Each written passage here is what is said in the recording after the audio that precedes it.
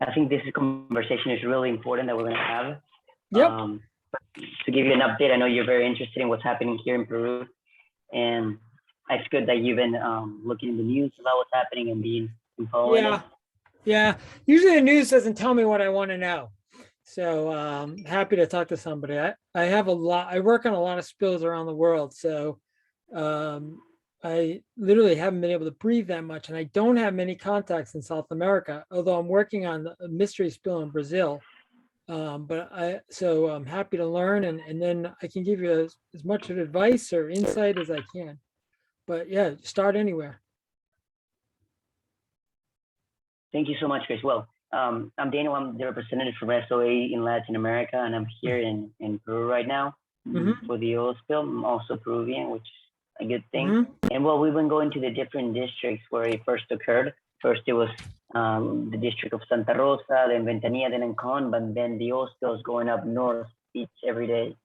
Yeah. And as it's going up north, we're still seeing people getting into the beaches. And one of the questions, for example, I've been having many interviews, and one of the questions that I've been getting is, should people go ahead and eat fish, still eat fish? Do you know how I can answer that question? I told them that they should not until the state government pronounces itself on which ones are available and everything. As a general rule, when there is a recent spill event, like now, they usually close the fisheries. And at least in the experiences I have, usually after a spill event of any significance, they shut down the fisheries, but they aggressively work to get them back open. Right. And I mean, so typically you shut them down for a lot of reasons. One is to not make sure nobody's eating them or recovering them, but also to limit the traffic in the area, to make sure that you have at least amount of people out there to create, because it's a complex place, right? And you don't want people to get hurt either. So I would say that you close the fisheries. They're closing the fisheries just because it's prudent. Now, when you open up the fishery afterwards is really a discussion based on your government and whatever the regulations are. Typically it's fast. Once the oil is out of the way, like once this oil is stopped moving around, you clean it up. And usually when you have no visible oil floating around in the surface, usually, the fishery can get open pretty quickly. One of the challenges with a lot of oil spills is you don't know what background is. Right. So somebody's going, oh, when can we open up? When can we do something? You say, well, relative to what? And one of the biggest challenges you always have with these events is you don't know what for most cases, you just don't know what the background was, so that's an important point. But I would say, well, this isn't scientific. And, I would certainly defer to the experts down there. Believe it or not, our nose and palate are incredibly sensitive tasters for oil and foodstuff, to the point where when they want to open up some fisheries, they actually have these special people who have actually their noses are trained to smell for oil, and they decide on opening a fishery based on somebody's nose. Wow. It's legitimate. I mean, it's pretty good science. So by no means am I saying to go out there, but it's well known that your nose and your palate can taste oil very quickly, very sensitive. So my gut feeling is that even if you try to collect fish and sell it, a lot of people will know. It's not, you can't really hide it that well. But the upside is oil is not going to last forever in the fish. So once the area is clean, you can skim whatever you can skim. You've done all the other, what we call response tools. Generally you can open up the fisheries very quickly. it's a Well, that's balance. It's a that's balance very interesting. about what decisions are made. Oil spills are all about making a bad thing from getting worse. You have an unfortunate event. The question now is, what do you do that makes this bad thing from getting worse? So you shut down the fishery. Okay. But is that going to make the economy worse? Right? Is that going to affect other parts of Peru? Right? And so you have to be very strategic about the decisions that you make. We all want to go and clean up the beach and do things, but you want to think about kind of on a much more holistic perspective. I will tell you that for most oil spills, the damages are biggest, not for a fish, not for a salt marsh, and not for a mangrove. It's people. The mental health drawdown on people is substantial. When you make a living off the ocean, you live by the ocean. It's the place where you grew up. It's the place where you spend your special time. It's where people vacation. When they see that oil on there, you're helpless. And there's many cases where increased amounts of spousal abuse, domestic violence, that gets very elevated. So, we have to think about on a much bigger picture how this spill is affecting all of Peru. People, it's a lot of studies. So it's important to think about the ocean, absolutely, but it's important to be mindful of how you get the least negative outcome for people. So.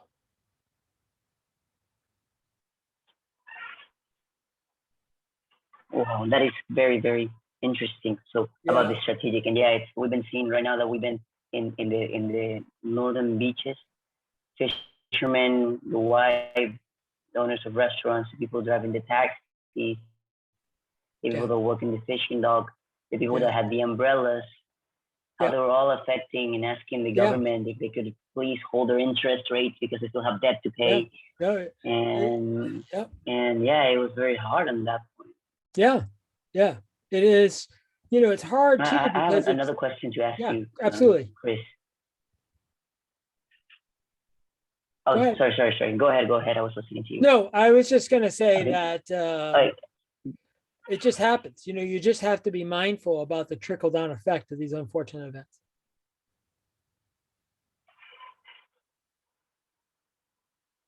yeah, Okay, next definitely. question. I'm going to do anything you Well, need. the thank you so much, by the way, for Yeah. being here. And Yep. the next question is that the oil company says that it blames it on Tonga on the wave. Do you Okay. think actually there's a responsibility on that on the wave? Because we're very skeptical on that. Yeah. And that we don't the people that were around there don't really think it was a wave. Yeah. I don't know the circumstances. My personal opinion is that um, um, that let me put it this way. I don't really think about, as long as there is a concerted effort for trying to make sure that the cleanup is being right. I always think that the enemy is the oil. Right. So the enemy is the oil.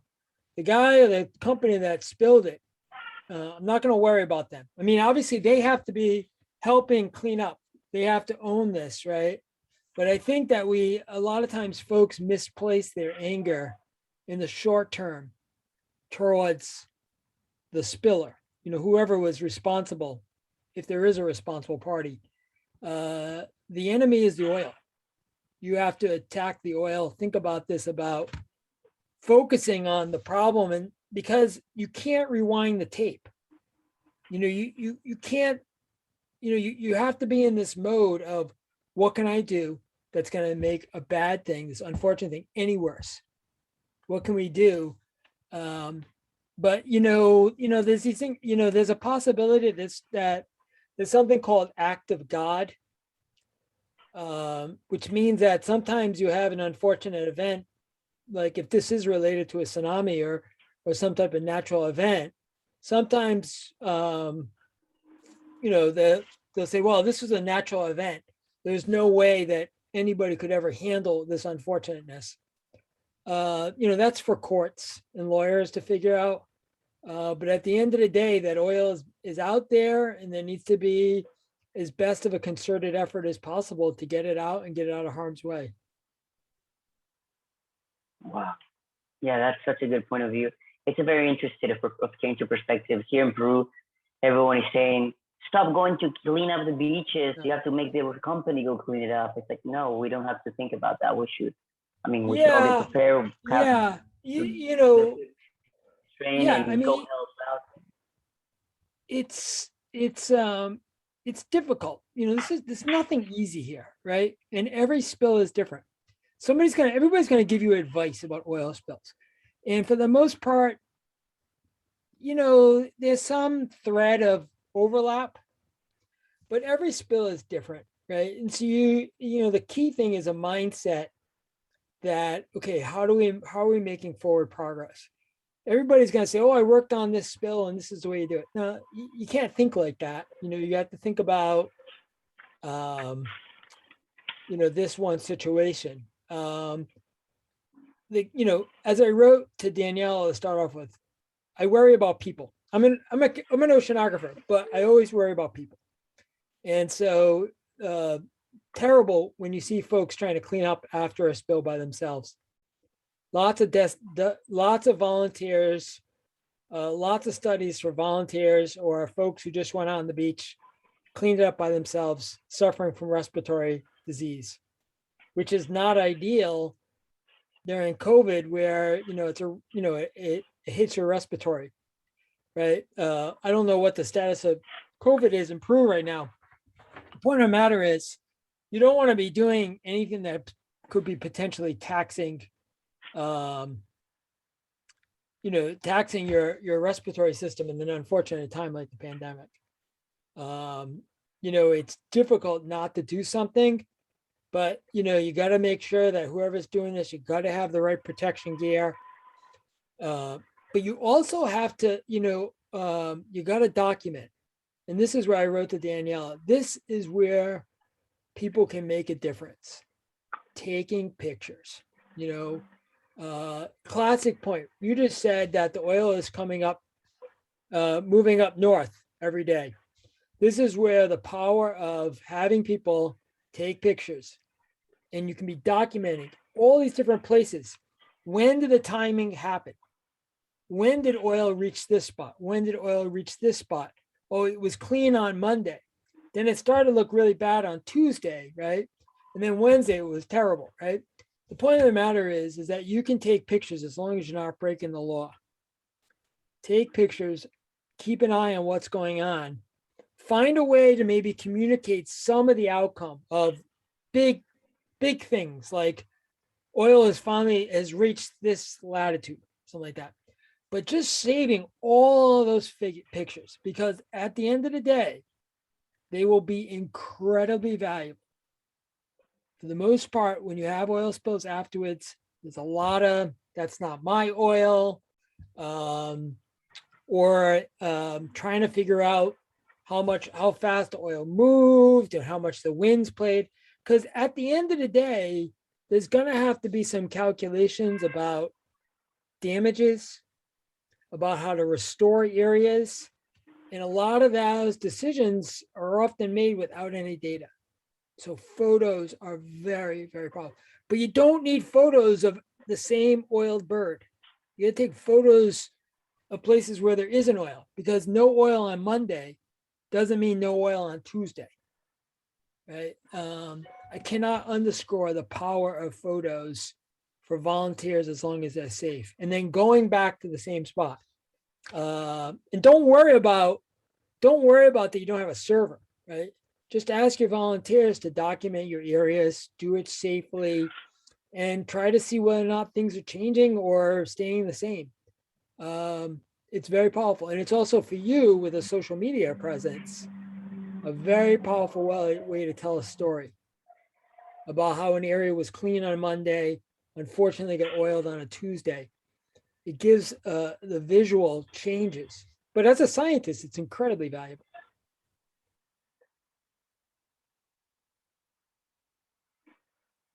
That's a very good point. So we should be documenting and recording even now, even though in the beaches where there's Oh still my God. not oil Even yet, have not.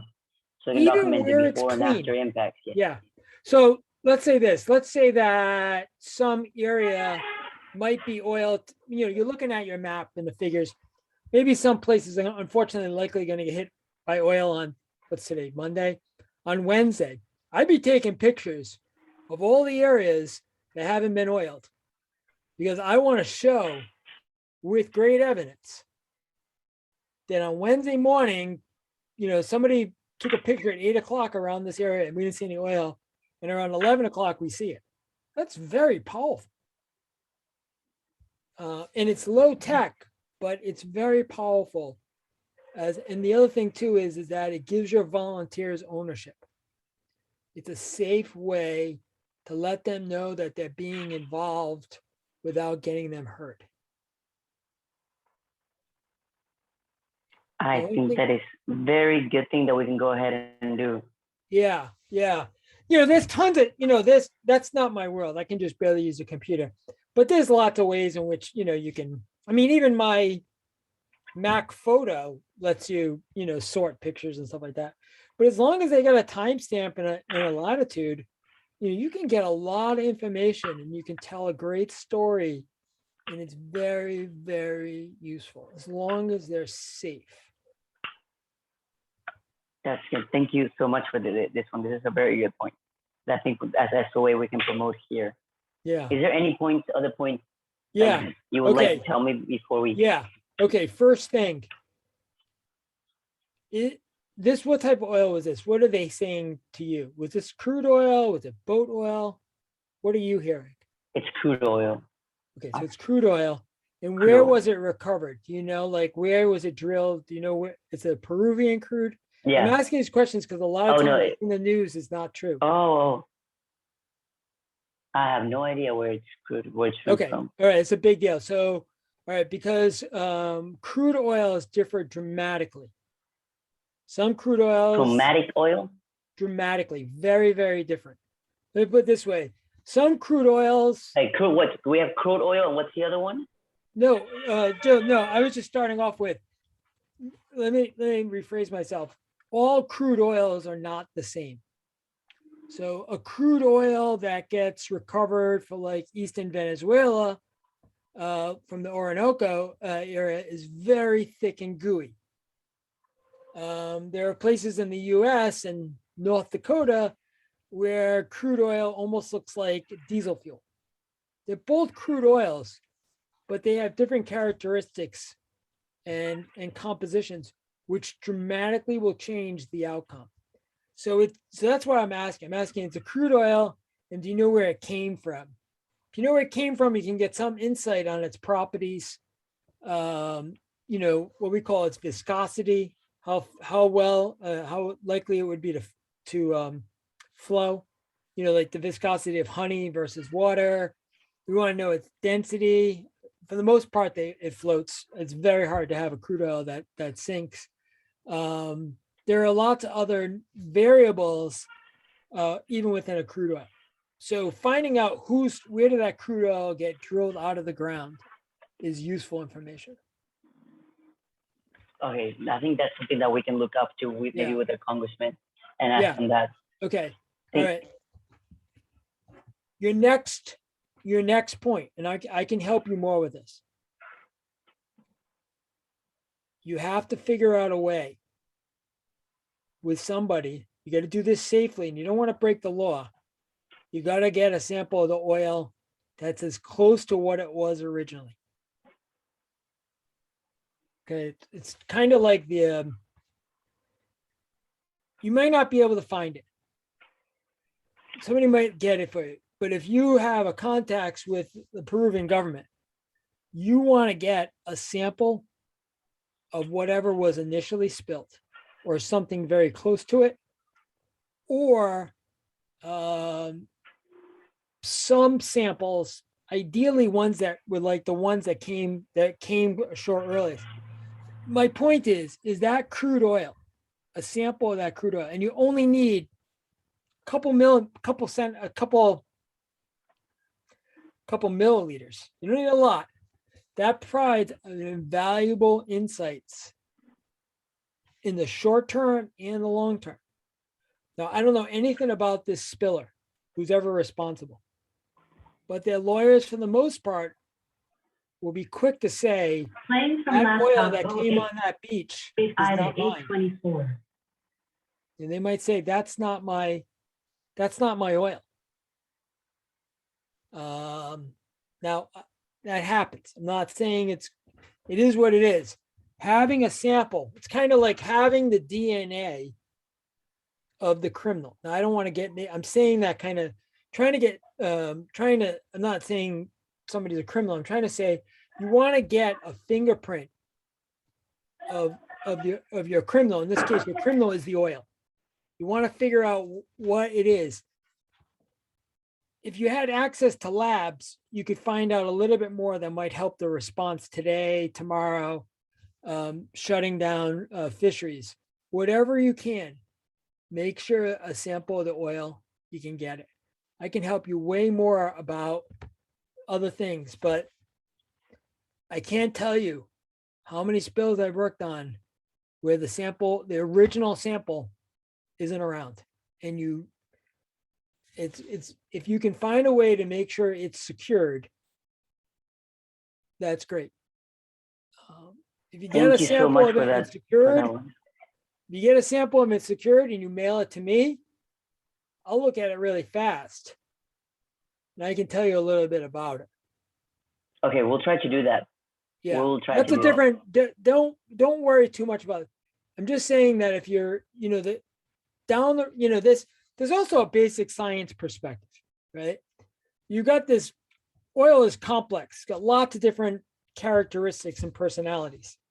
There's a great opportunity to make lemonade out of lemons by saying, okay, we know this oil that happened last week is at this spot. We were never able to clean it up for whatever reason, but we're going to keep going back there. Maybe it's a small little area. I'm going to keep going back to the same spot and seeing how nature breaks it down. So there's opportunities to say, okay, when this oil spill happened in Peru, Mother Nature and the earth attacked it. And this is how it did. And that's really powerful, that you can take advantage and learn about how nature, fights back on these uninvited guests. So from a purely basic science perspective, understanding how nature changes the crude oil with time is very valuable, but it also gives insight on the extent of damages, what type of cleanup you want to use, how you might monitor it in a long time, lots of other things. So getting a handle on what was spilled is very, very powerful. You might not get it, but if you can, and my gut feeling is, and again, I don't know anything about Peruvian government policy or anything like that.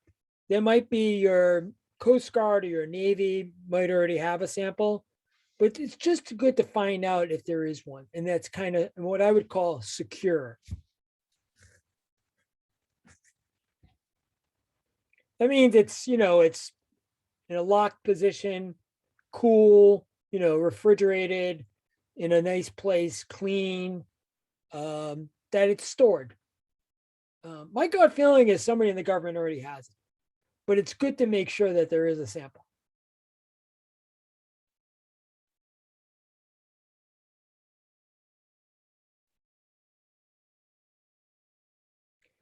Do you have, I can't hear you. No. Sorry, I was, what about now? Okay, no, good. Yeah, good. I don't know if you had any last comments that you wanted to give me, or if you have any questions for me also that you want me to answer to you. No, well, here's the deal. If you can get, I'm happy to help you. It's no problem. And you can, we can Zoom anytime. Just give me a little heads up. My advice to you is just to remind people that this spill reaches further than, ocean life. that it impacts people as well. And we want to think about that as we move forward. Remind people to be safe, that we want the unfortunate outcome here to be minimalized. And, taking pictures, being safe, and, harder might be for you and your contacts within the government to absolutely make sure that you have a sample of the spilled oil secured. Now, maybe tomorrow or something, there's an outside chance also that do you have any academic partners in Peru? Yeah, we have a university. I think I'm a marine biologist Yeah. from here, so I think we Okay. can use my Okay. university or something. Okay. All right. All right. Listen, I'm going to get out this phone. I'm going to send you a couple links to some really good resources. Okay. There's a couple resources that I'm going to send to you, and probably just one or two. But if you find out anything about, confirm it's crude oil, and find out where it was recovered. Was it drilled from Brazil, Alaska, Middle East? That will be very powerful. As a general rule, I don't really pay attention to what they say was spilled in the newspaper because a lot of times it's not true. And the other thing too is a lot of these oil reservoirs are well studied already. What that means is if you said this oil came from California, California crude oils are actually pretty well known. So you could start to say, okay, this is a California crude. California crudes are typically have these type of characteristics. These are the things that we want to be worried about. These are the things that we shouldn't be worried about. So even though we might not have a lot of chemistry data in hand, right, to think about what's going on and how you plan tomorrow, the next day, and the next day, you can learn a lot by what it came from, because the upside is most oils that are actively being recovered in the U.S., somebody's analyzed them, and I can look at it, and say, okay, this oil has this type of personality. These are the things that I'm thinking about immediately. Okay, Chris. All right. Thank you. I want to thank you very much for this, and I hope we can be Yep. in contact. I don't know if you have WhatsApp. If not, we can No, just I talk by don't. email. I'm terrible at all that stuff. Just shoot me an And then, email and say you got a minute. okay. It's no problem. Thank you so much, Chris, by the way. All right. Yep. And it really means a lot that you're giving us some of your time. And hope Anytime. we'll be talking soon. Okay? Yep. Any day. Okay. See ya. Bye. Bye bye.